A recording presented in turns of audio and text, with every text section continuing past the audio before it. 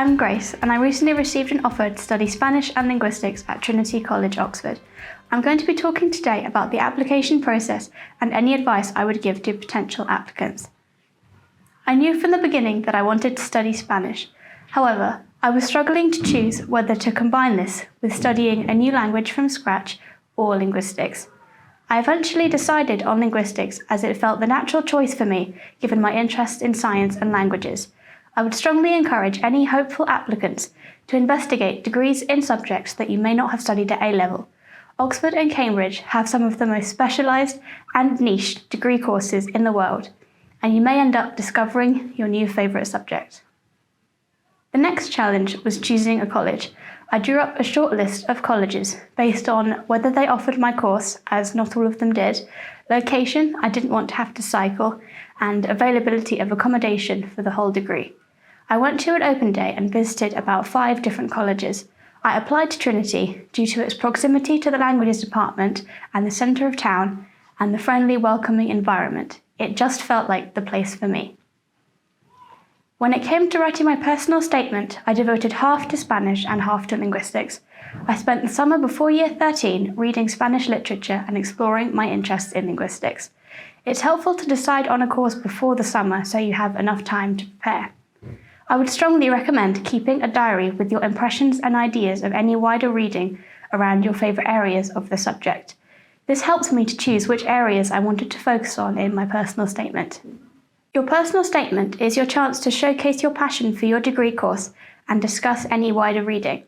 It can also include hints for things you would like to be asked about in an interview.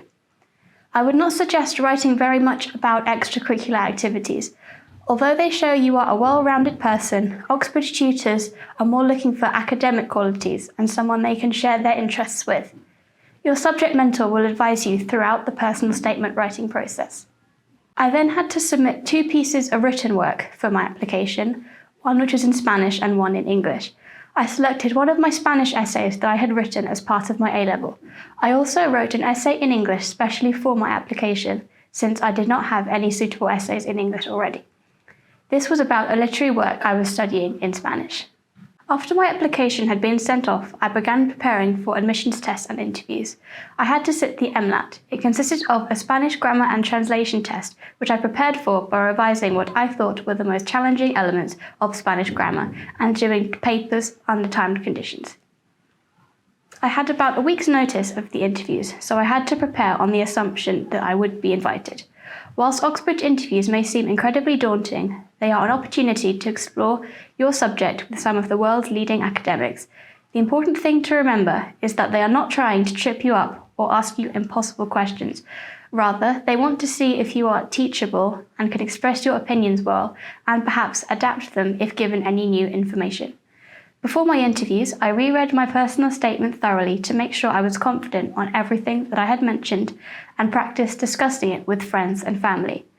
I was asked about 1 or 2 things in my personal statement, and it is very important to be able to expand on anything that you have included.